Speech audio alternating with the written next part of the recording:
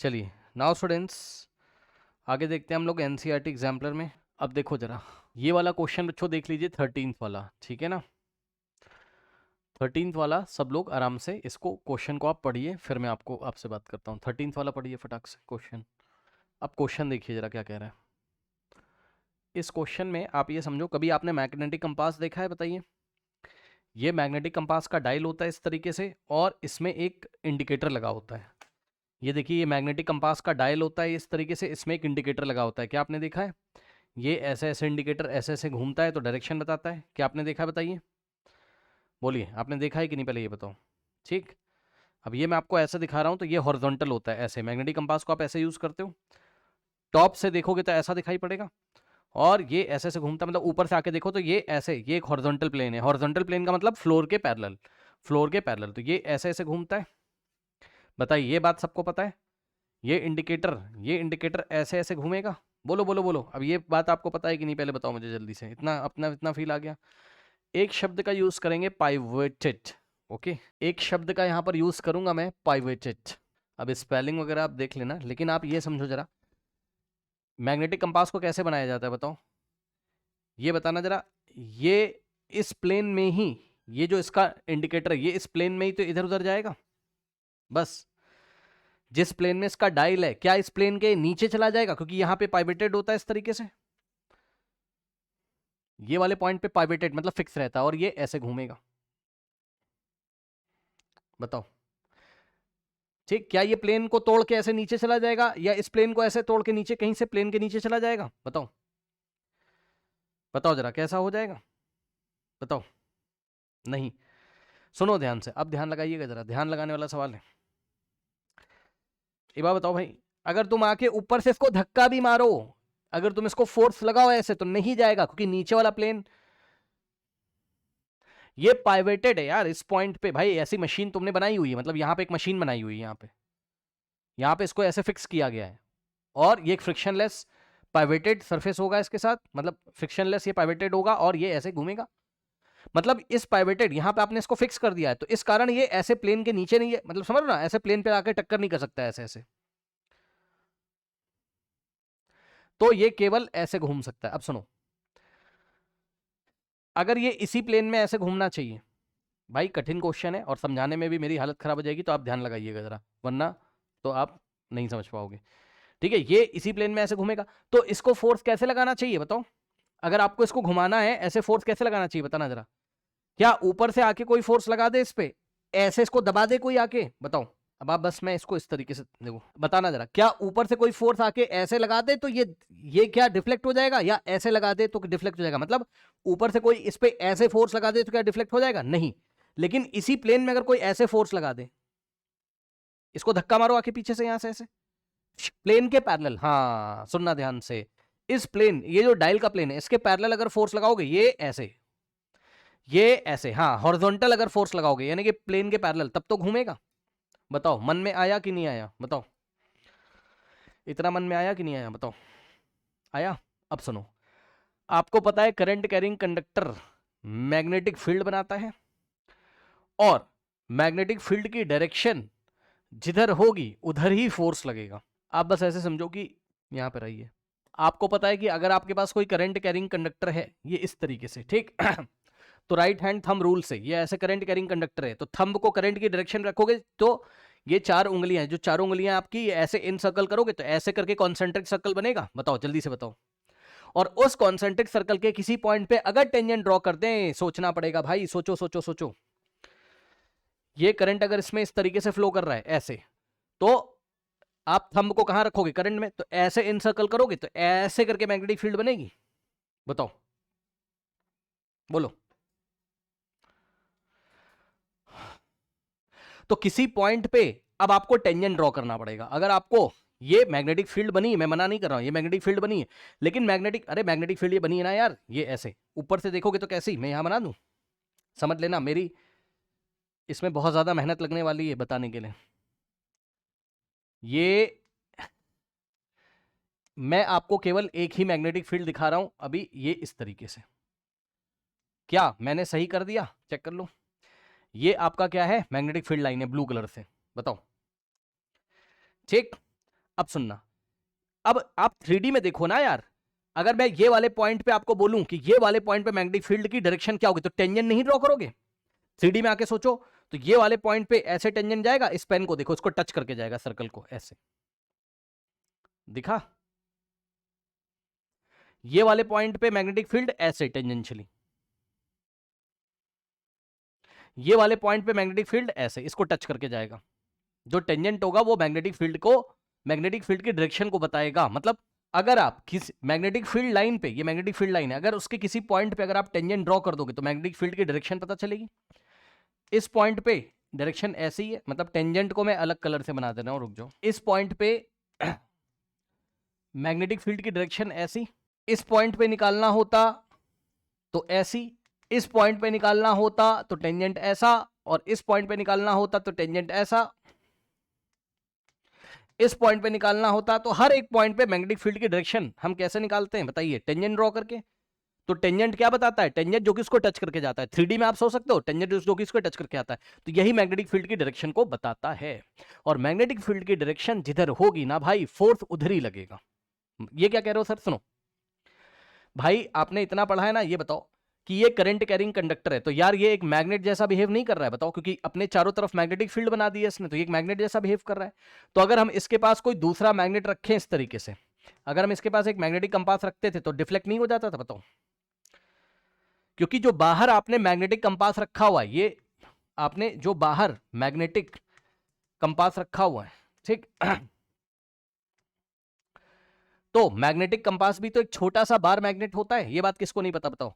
Magnetic compass भी तो एक छोटा सा बार मैग्नेट होता है, जिसका नॉर्थ पोल कौन सा होता है, मैग्नेटिक कंपास का नॉर्थ पोल कौन सा होता है, ये जो एरो है ये इसका नॉर्थ पोल होता है, ये नॉर्थ होता है, तो ये इसका नॉर्थ होता है, और ये पीछे वाला इसका साउथ होता है। मैग्नेटिक कंपास के बारे में जब भी स्टडी करते हो तो केवल आपको नॉर्थ पोल चेक करना होता है, केवल आपको नॉर्थ पोल चेक करना होता है बस। मैग्नेटिक कंपास में जो इंडिकेटर लगा है वो भी छोटा सा एक बार मैग्नेट जो होता है, एरो उसका नॉर्थ पोल को बताता है, बस इतना। और इसका जो टेल है वो साउथ पोल को बताता है, ठीक। अब सुनो, अब सुनो, अब इस करंट कैरिंग कंडक्टर ने मैग्नेटिक फील्ड बनाई, तो इस पे फोर्स लगाएगा तो ये डिफ्लेक्ट हो जाएगा, ठीक। अब देखिए जरा, और फोर्स कौन सी डायरेक्शन में लगाएगा, ये करंट कैरिंग कंडक्टर फोर्स, अगर हम बोले ये करंट कैरिंग कंडक्टर, इस पॉइंट पे फोर्स की डायरेक्शन क्या होगी, तो जिधर मैग्नेटिक फील्ड की डायरेक्शन होगी वही फोर्स की डायरेक्शन होगी, ठीक। अब देखिए इधर आइए, अब एक बार मैं दो काम कर रहा हूं, ये मैंने मैग्नेटिक कंपास रखा इस तरीके से, ठीक, और ये इसका इंडिकेटर है, ये इसका इंडिकेटर है, ठीक। ध्यान देना जरा, जो मेरा बोर्ड का प्लेन है, जो मेरा बोर्ड का प्लेन है, ठीक, बोर्ड के प्लेन में ही अगर मैं वायर रख दूं तो दो चीजें मैं आपको करके दिखा रहा हूं। पहला मैंने क्या किया, ध्यान से सुनना, मैग्नेटिक कंपास ये कहां रखा हुआ है, प्लेन में,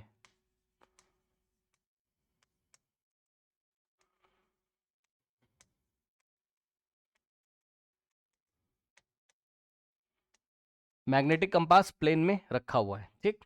अब सुनना ध्यान से, अगर मैं अपना वायर भी प्लेन में रख दूं, मान लो यहां मैंने कोई एक पॉइंट ए लिया है, और पॉइंट ए से जाता हुआ वायर मैंने रखा, करंट कैरिंग, रखने को आप कैसे भी रख दो, तो मैं ऐसे रख रहा हूं, पॉइंट ए से पास होता हुआ करंट कैरिंग कंडक्टर, जिसमें करंट कितना जा रहा है, आई, तो wire is also in the plane, wire is also in the plane, in the plane. सुनो, वायर अगर प्लेन में ही रखा हो तो ये वायर मैग्नेटिक फील्ड कैसे बनाएगा, अब इसी बात को आप अपनी कॉपी पे रख के सोचो, सोचो, यही सब आपके कॉपी के प्लेन में हो रहा, कॉपी के प्लेन में ही कंपास रखा हुआ है,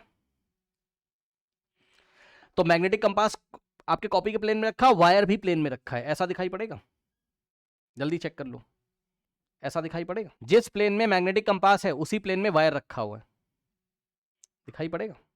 अब बताओ, अब समझ लेना, ये वायर ऐसे रखा है और यहां मैग्नेटिक कंपास रखा है, करंट ऐसे जा रहा है वायर में, लगाओ राइट हैंड थंब रूल, तो जब ऐसे लगाओगे तो मैग्नेटिक फील्ड कैसे बनेगा, प्लेन के परपेंडिकुलर, मतलब यहां पे देखो जरा, थंब ऐसे लगाओगे तो मैग्नेटिक फील्ड कैसे बनेगा, मैग्नेटिक फील्ड कैसे बनेगा, एक सर्कल बनेगा, जो कि ये समझ रहे हो बात को कि नहीं, आप आपको सोचना पड़ेगा मैं क्या करूं, इस प्लेन में ही वायर है, इस प्लेन में ही मैग्नेटिक कंपास है।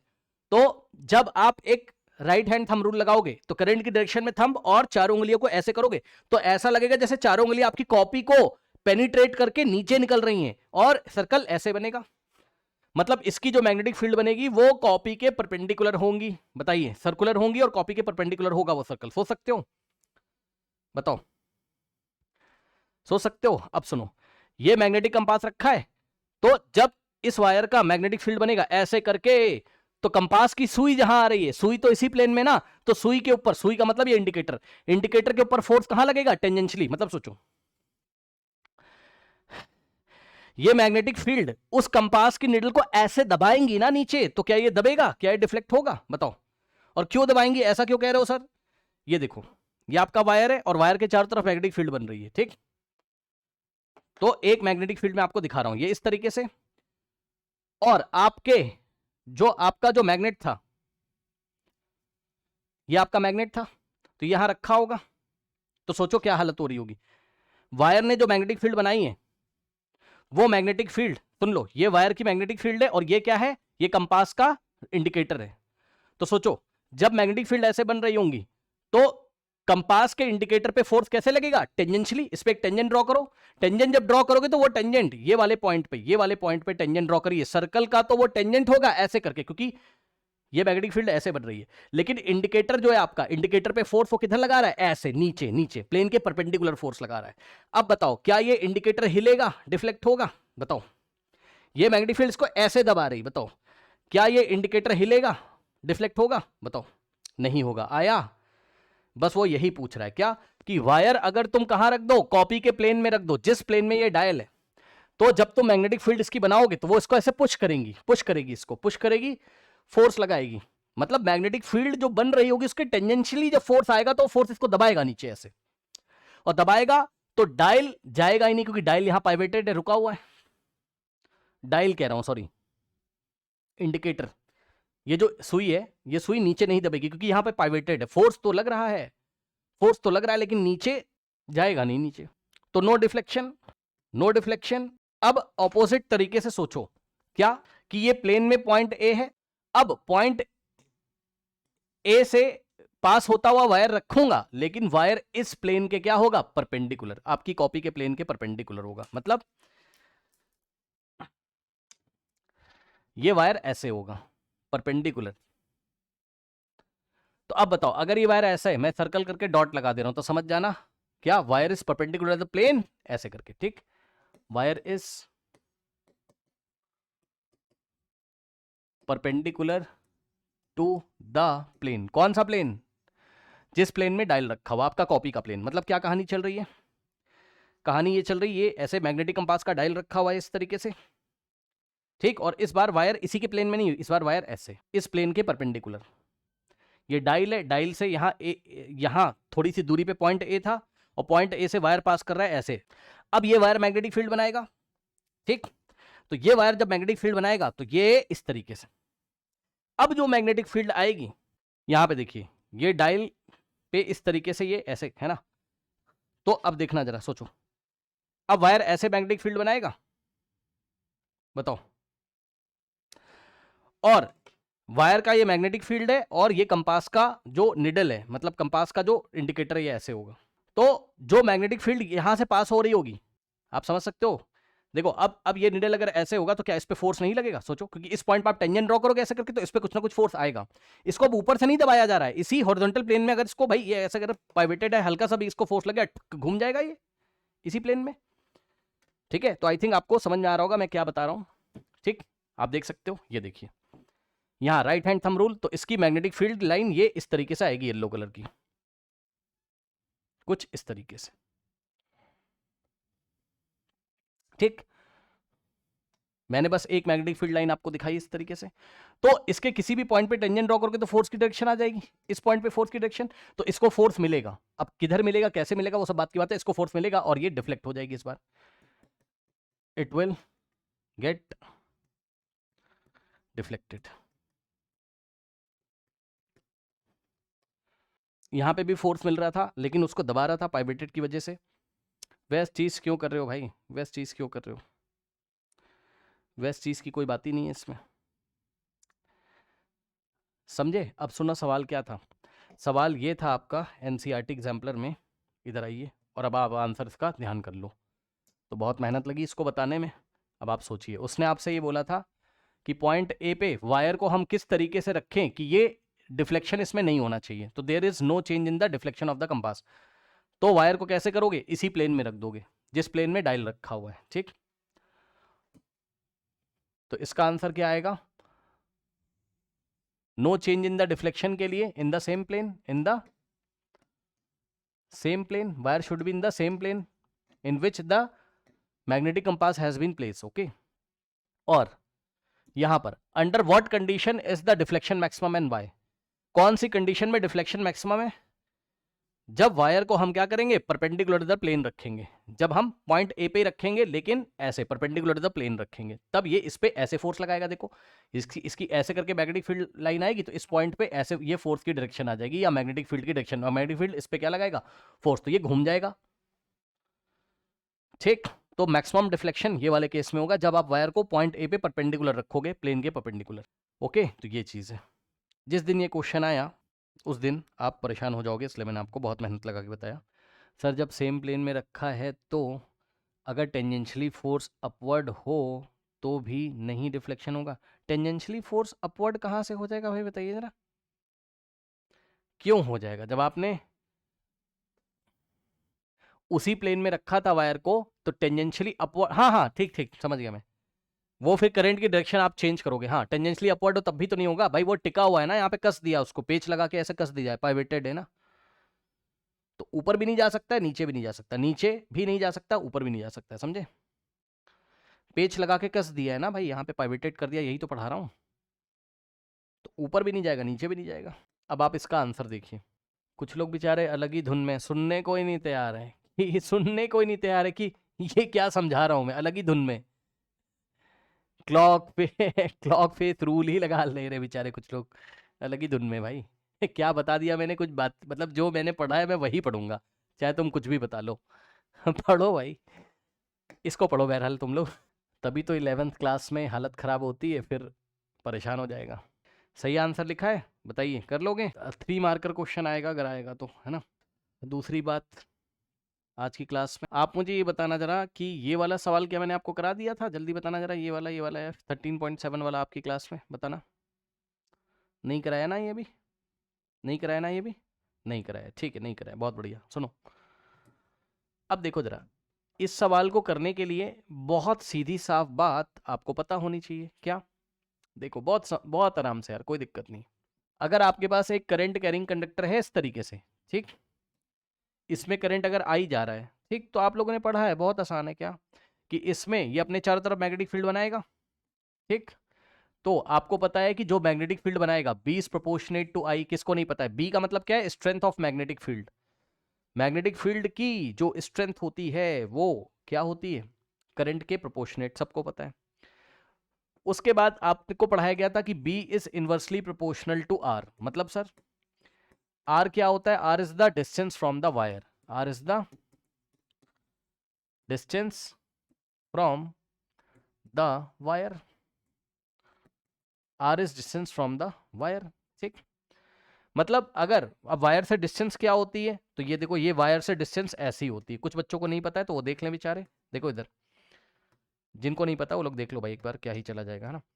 अगर मान लो बच्चों मैं यहाँ पर हूँ, पॉइंट, ये करंट ऐसे जा रहा है, मैं पॉइंट पी पे हूँ, ठीक, तो डिस्टेंस इतना हो गया, आर का वैल्यू, ठीक, आर इतना हो गया। लेकिन वहीं पर अगर मैं इस वायर से, और परपेंडिकुलर डिस्टेंस लेना है ना, परपेंडिकुलर डिस्टेंस, अगर इस वायर से बच्चों में यहाँ पर आ जाऊं, अब आर यहाँ से यहाँ तक हो गया, तो मैं पॉइंट क्यू पे पहुंच जाऊंगा। चलो जरा जल्दी से देख के बताओ कि पॉइंट पी पे मैग्नेटिक फील्ड स्ट्रेंथ ज्यादा होगा या क्यू पे ज्यादा होगा, जल्दी से बता दीजिए जरा। पॉइंट पी पे ज्यादा होगा, क्यों, क्योंकि आर आपका छोटा है, जितना लेस होगा आर, बी उतना ज्यादा होगा, बी का मतलब मैग्नेटिक फील्ड, तो magnetic field at point Q is greater than, strength wise की बात कर रहा हूं, strength wise is greater than at point P, ठीक। और वैसे भी यार चेक कर लो, तुम वायर के जितना पास रहोगे उतना ही ज्यादा तो मैग्नेटिक फील्ड का स्ट्रेंथ रहेगा, जैसे जैसे दूर जाते जाओगे स्ट्रेंथ डिक्रीज होता जाएगा, सही है। चलो ये तो बात की बात है, बता ही दिया आपने। ठीक है, बता दिया आपने। ठीक, चलो अब मैं आपसे एक दो सवाल पूछूं, तैयार हो? तैयार हो, बताना जरा। ठीक, 2-3 सवाल पूछूंगा, तैयार रहिएगा। पहला सवाल मैंने आपसे पूछा कि ये करंट कैरिंग कंडक्टर है आई, और यहां से हम लोग बच्चों आर डिस्टेंस पे चले गए। सवाल को सुनिएगा। पॉइंट पी पे बच्चों गया मैं आर डिस्टेंस, ठीक, और उतने ही डिस्टेंस पे लेफ्ट हैंड साइड में गया। आर सेम है बच्चों, आर सेम है। आपको देखने में छोटा बड़ा यहां लग रहा हो वो बात अलग है, आर सेम है, ठीक है ना। तो उतने ही डिस्टेंस पे आप क्यू पे आओगे। सवाल सुनना बच्चों, मेरा पहला क्वेश्चन ये है, is the are the strength of magnetic field at P and Q same?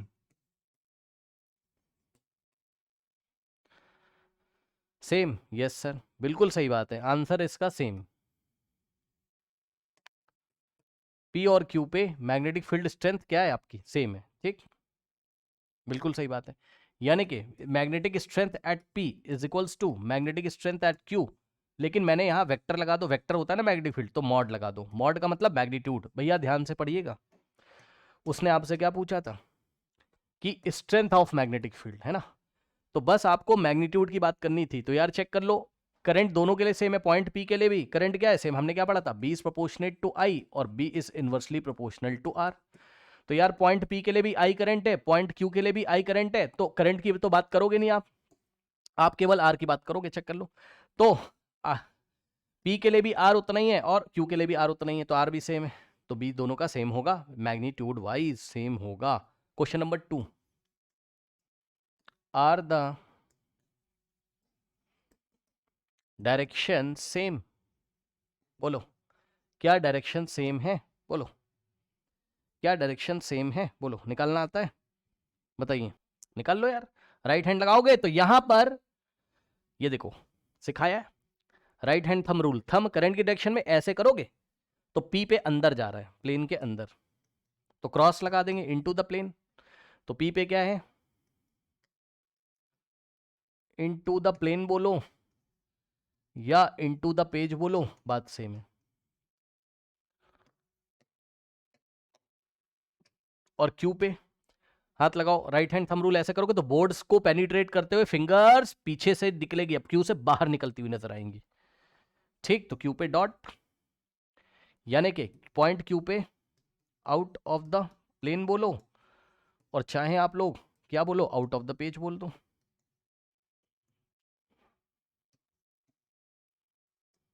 Check कर लो, ठीक, कोई डाउट नहीं होना चाहिए। यानी कि P और Q पे स्ट्रेंथ वाइज तो सेम है मैग्नेटिक फील्ड, लेकिन डायरेक्शन अलग अलग है, यहाँ इनटू द पेज, यहाँ आउट ऑफ द पेज, ठीक। तो डायरेक्शंस का भी ध्यान रखना है, और इस बात को देखते हुए आप इस सवाल को हैंडल कर सकते हैं। A B is a current carrying conductor in the plane of the paper as shown, what are, मतलब ये वायर आपके plane of the paper copy में ही रखा हुआ है, ठीक है। What are the direction of magnetic field produce by at P and Q? जल्दी बताइए, पी पे डायरेक्शन कैसी होगी, क्यू पे डायरेक्शन कैसी होगी? पी पे कैसी होगी? अभी बताया था, क्रॉस इनटू द पेज,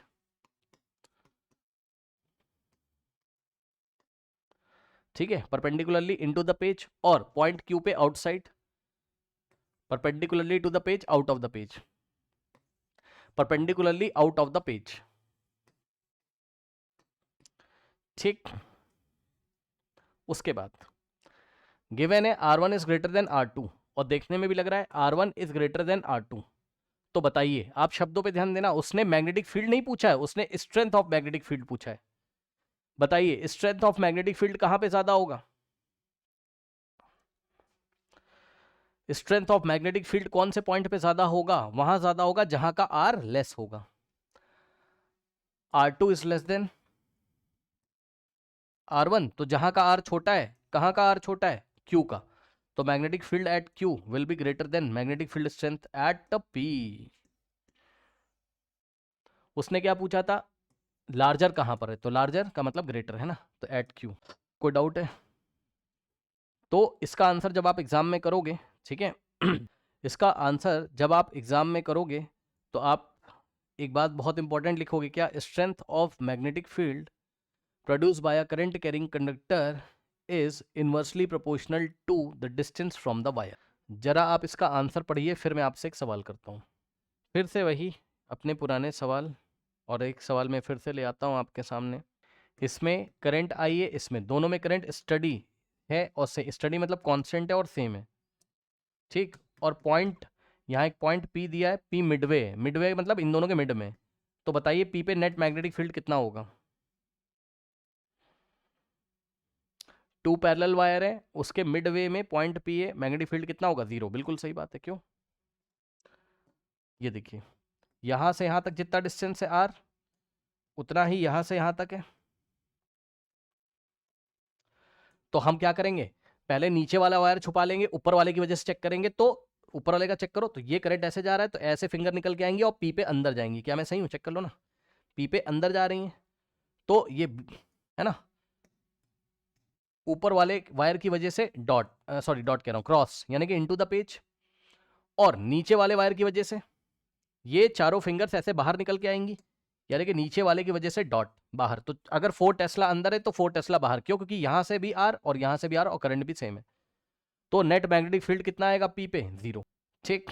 बस ये, और इसी तरीके से, और आपको क्लास में पढ़ाया भी था, करंट अगर सेम है तो 0, और करंट अगर ऑपोजिट डायरेक्शन में है तो मैग्नेटिक फील्ड डबल हो जाता है।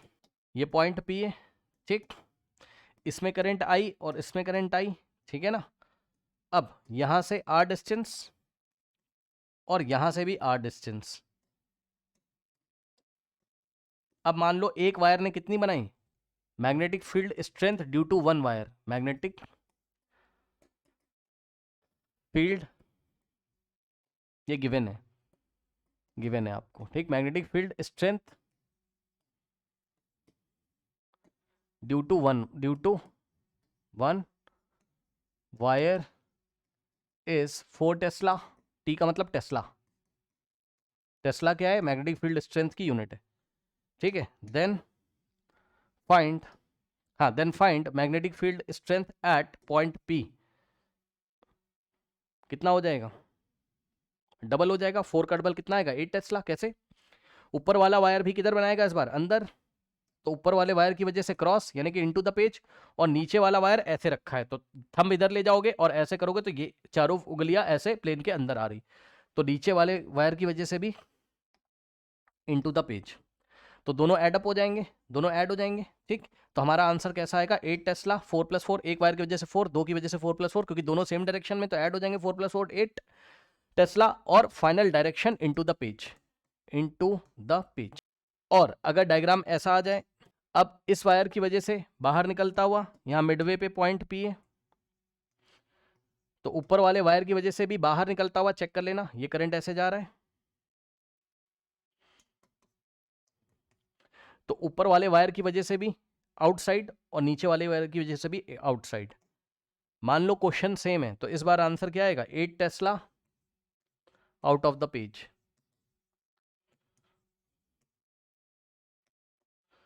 बताइए, ठीक। डायरेक्शंस के साथ भी पूछ सकता है, इसलिए मैंने आपको डायरेक्शन के साथ भी बता दिया है। बताइए, कोई डाउट है, बताइए। जो बच्चे क्लास में हैं, आपको किसी को कोई डाउट, अभी बहुत सारे क्वेश्चंस मैंने ऐसे करा दिए हैं, पहले भी क्लासेस ली हैं, कर लोगे। अब गलत मत करना, हर पेपर में आया हुआ है ना। शायद मैं 20 तारीख के बाद 1-2 पेपर कराऊंगा, तो मैं आपको दिखा दूंगा इसको। ऐसे सवाल मैं बेवजह नहीं करा रहा हूँ, सब सवाल आए हुए हैं, ठीक। अब इसके बाद को अगर ऐसा क्वेश्चन आ जाए तो नहीं कर पाओगे, बताओ। करंट आई और पॉइंट पी मिडवे है, बताओ पॉइंट पी पे मैग्नेटिक फील्ड कितनी आएगी, बताइए। 0, बिल्कुल सही, वेरी गुड। इसकी वजह से आउटसाइड, और इसकी वजह से कलर चेंज कर दे रहा हूँ, ये येलो वाला, पिंक वाला। तो येलो वाले की वजह से पॉइंट पी पे आउटसाइड, और व्हाइट वाले की वजह से कैसा आ रहा है, ये राइट हैंड थंब लगाओगे तो चारों फिंगर्स अंदर आ रही हैं, यानी कि क्रॉस। तो नेट कितना आ गया पी पे, 0। व्हाइट वाला, येलो वाला, आई करंट, और point P Midway, point P पे कितना आएगा आंसर, पॉइंट पी पे कितना आएगा, बताइए स्टूडेंट्स जल्दी से। ये 0, बिल्कुल सही, बहुत सही, ठीक। तो ये देखो, ये ऐसे आएगा, तो येलो वाले की वजह से अंदर जाएंगी ना फिंगर्स, ऐसे निकल के आएंगी, इधर से घूम के चारों उंगलियां ऐसे अंदर जाएंगी इसमें, ठीक। तो क्रॉस, और व्हाइट वाले की वजह से जब लगाओगे तो बोर्ड के पीछे से पॉइंट पी पे निकलते हुए नजर आएंगी बाहर, तो डॉट और क्रॉस कैंसिल कर देंगे, तो नेट कितना आ जाएगा 0, नेट पॉइंट पी पे कितना आ जाएगा 0।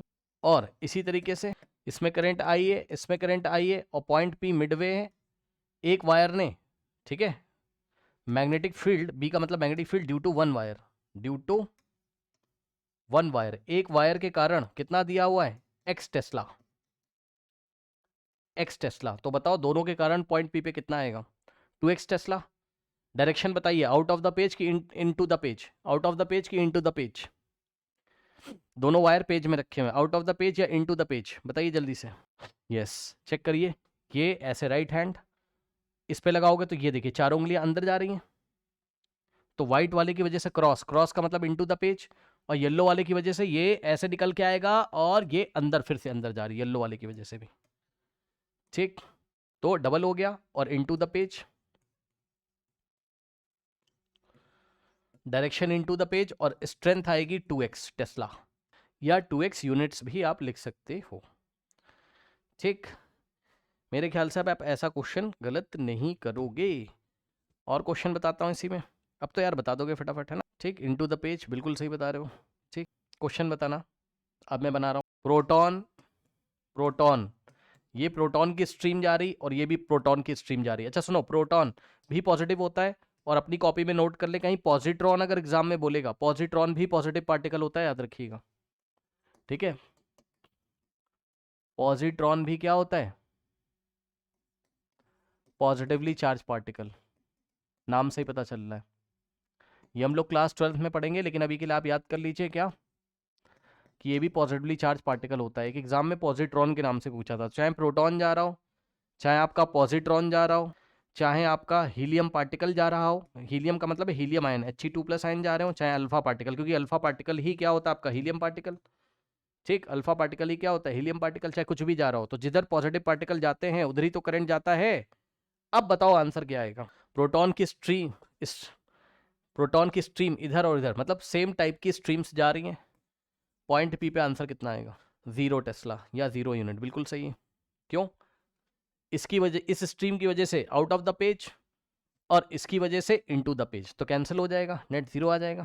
अगला सवाल, ये इलेक्ट्रॉन की स्ट्रीम जा रही है ऐसे करके, इलेक्ट्रॉन की स्ट्रीम जा रही है ऐसे करके, और प्रोटॉन की स्ट्रीम जा रही है ऐसे करके, making equal current, making equal current, दोनों में करंट कह रहा है सेम है। तो पॉइंट पी पे, point P Midway, net magnetic field कितनी आएगी, एक वायर एक्स टेस्ला बनाता है, एक वायर एक्स टेस्ला बनाता है, बताइए कर लोगे। अब देखो, जिधर प्रोटॉन जाते हैं उधर ही करंट जाता है, कल बताया था, और इलेक्ट्रॉन के ऑपोजिट डायरेक्शन में, तो आप करंट की डायरेक्शन निकालोगे तो करंट इधर ही आएगा ऐसे करके, तो करंट यार सेम हो गया, तो 0 हो जाएगा नेट, ठीक। अगला और फाइनल सवाल करा रहा हूँ बस, अब आप हैंडल कर लेना भाई, है ना।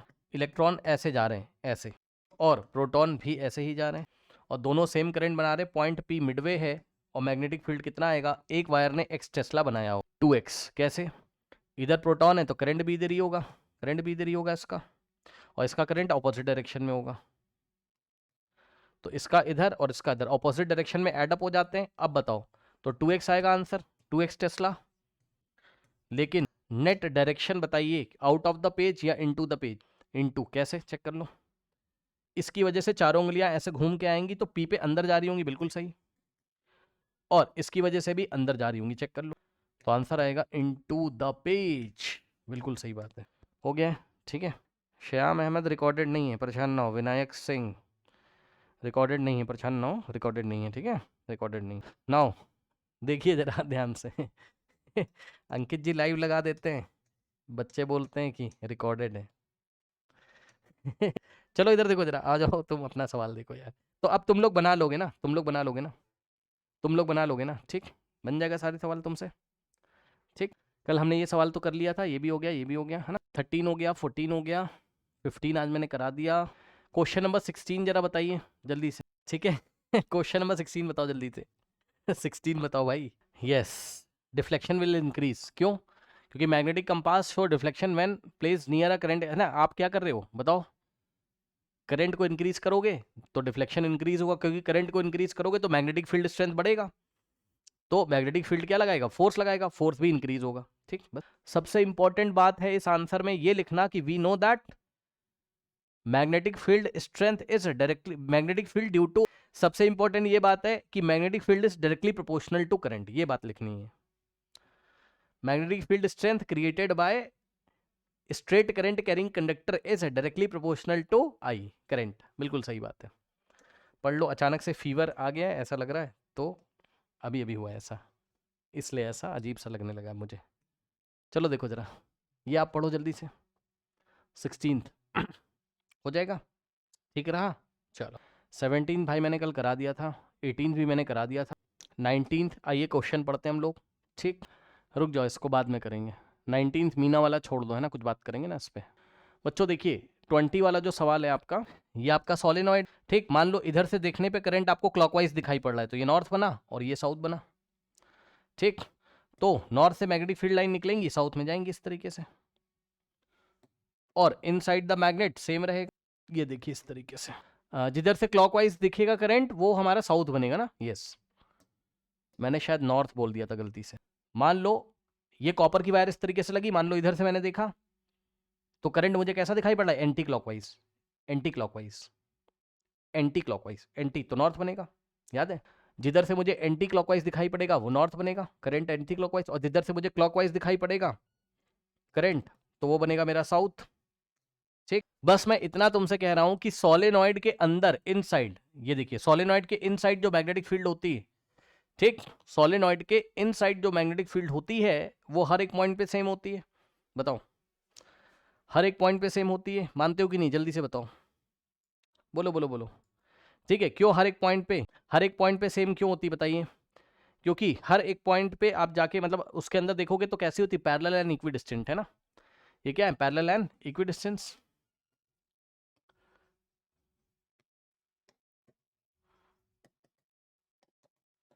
अब पता है बच्चों, जैसे आप देखो यहां पर एंड के पास, ये नॉर्थ पोल का चाहे एंड आप देख लो और चाहे साउथ पोल का एंड देख लो, यहां क्या है, डिग्री ऑफ क्लोजनेस ज्यादा है,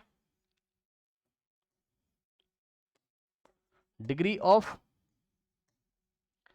क्लोजनेस कैसी है यहाँ पे, ज्यादा है, मतलब मैग्नेटिक फील्ड लाइन पास पास है। और यहां जाओगे तो क्या है, डाइवर्ज हो गई, डाइवर्ज हो गई, फैल गई ऐसे ना, तो यहाँ डाइवर्जेंस हो गया, यहाँ डाइवर्ज हो गई। डाइवर्ज होने का मतलब क्या है, डिग्री ऑफ क्लोजनेस लेस है, दूर दूर हो गई ना, तो degree of closeness is less, बस यही उसने पूछा है। ठीक, कि डिग्री, इसका जो डाइवर्जेंस है ये क्या शो करता है, जब आप यहाँ पे भी देख लो दूर दूर है तो यहाँ पर क्या है, डिग्री ऑफ क्लोजनेस लेस है, यहाँ पे भी दूर दूर ऐसे। तो आप इनसाइड की बात छोड़ दो, इनसाइड हर जगह सेम होता है। अगर आप बाहर बाहर चेक करोगे, सोलेनॉइड के बाहर बाहर चेक करोगे तो पोल्स के पास डिग्री ऑफ क्लोजनेस ज्यादा होती है, और पोल से दूर चले जाओगे, चाहे यहाँ चले जाओ, चाहे यहाँ चले जाओ, चाहे आप चेक कर लो, चाहे यहाँ चेक कर लो, आपका डिग्री ऑफ क्लोजनेस लेस हो जाएगा, यानी कि डाइवर्ज हो जाएगा, फैल जा रहा है। तो इसका मतलब यहाँ पर मैग्नेटिक फील्ड डिस्टेंस डिक्रीज हो जाती है। बस अब आंसर पढ़िए, क्वेश्चन पढ़िए फटाफट, क्वेश्चन नंबर 20 पढ़िए। What does the divergence of magnetic field line near the ends of current carrying straight solenoid indicate, मतलब एंड के पास वो डाइवर्ज होना शुरू कर देती हैं, ये क्या इंडिकेशन करता है, डाइवर्ज होने का मतलब फैलना शुरू कर देती है, ये इस तरीके से एंड के पास ऐसे फैलना शुरू हो जाती है ऐसे। ये क्या दिखाता है, ये दिखाता है कि यहाँ पर स्ट्रेंथ क्या कर रही है, डिक्रीज कर रही है, मतलब जैसे जैसे हम इसके एंड से दूर जाएंगे तो ये डाइवर्जेंस बढ़ेगा और मैग्नेटिक फील्ड क्या होगी, डिक्रीज होती जाएगी, मैग्नेटिक फील्ड स्ट्रेंथ डिक्रीज होती जाएगी। इस आंसर को 4 बार पढ़िए कम से कम, सेम क्वेश्चन आएगा एग्जाम में, सेम आ जाएगा, है ना। The divergence that is the falling of degree of closeness, है ना, falling of degree of, falling का मतलब कम हो रहा है, डिग्री ऑफ क्लोजनेस कम हो रहा है, indicates the fall in the strength of magnetic field near and beyond the ends of the, near मतलब सोलिनॉइड के एंड के नियर, और बियॉन्ड मतलब यहाँ नियर जाओगे तब भी और दूर जाओगे तब भी, कहीं दूर चले जाओगे तब भी डाइवर्जेंस और ज़्यादा बढ़ जाएगा। तब पढ़िए, कोई डाउट है बताइए। एक और कोई छोटा सा क्वेश्चन ले लो। देखो 21 आपके सिलेबस में नहीं, 22 भी सिलेबस में नहीं है, मैंने आपको जनरेटर मोटर में डिफरेंस बता दिया है, 23 में कल करा चुका था, और कोई क्वेश्चन ऐसा छोटा मोटा बच्चा हो तो करा देता हूँ। अब हम नेक्स्ट क्लास में करेंगे, ठीक, एक बार सर्कुलर लूप वाला ये वाला, ठीक है, नेक्स्ट क्लास में जाइए, कुछ और क्वेश्चन बचे नेक्स्ट क्लास में करेंगे, जाइए।